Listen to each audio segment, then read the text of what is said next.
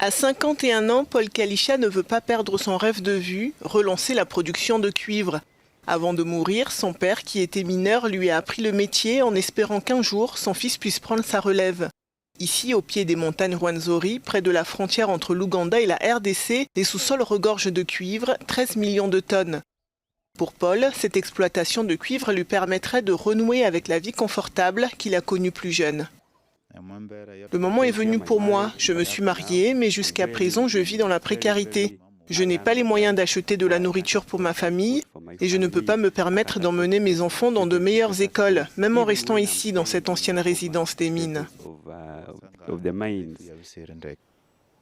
Actuellement, l'industrie minière représente moins de 3% du PIB du pays. C'est 10 fois moins que les décennies précédentes. En effet, le secteur minier, en particulier celui du cuivre, était autrefois dynamique et florissant et employait 5000 personnes. Mais l'activité s'est arrêtée au début des années 80 à cause de l'instabilité politique et du prix du cuivre qui était bas. La production a été relancée en 2013 avant d'être complètement abandonnée en 2018.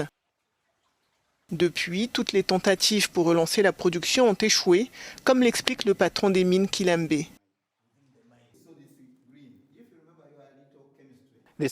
Ils ont commencé à travailler, comme vous l'avez vu, et comme vous le verrez ailleurs. Mais ils n'ont pas rempli toutes les conditions. Ils ont donc dû partir. Et comme je l'ai dit, lorsqu'ils sont partis, en raison de leurs échecs, ils sont allés au tribunal. Et nous avons d'abord dû régler le problème avant de reprendre les activités. Si ces mines de cuivre intéressent autant, c'est parce que les prix mondiaux ont atteint des montants historiques à cause des problèmes d'approvisionnement. Les investisseurs cherchent de nouvelles sources pour ce métal utilisé notamment dans les véhicules électriques. De son côté, le gouvernement ougandais a débloqué $1 million en 2022 pour rénover les mines avant de choisir des investisseurs. Le sous-sol est vraiment en mauvais état. Il est inondé jusqu'à 4300 pieds d'altitude.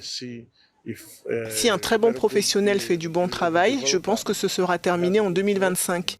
C'est possible s'il utilise ce qui existe déjà et le répare réellement. Mais s'il doit changer complètement le système de traitement, cela peut prendre plus de temps. Les sous-sols ougandais sont riches en matières premières comme l'or, le cobalt, l'étain ou encore l'uranium et les diamants.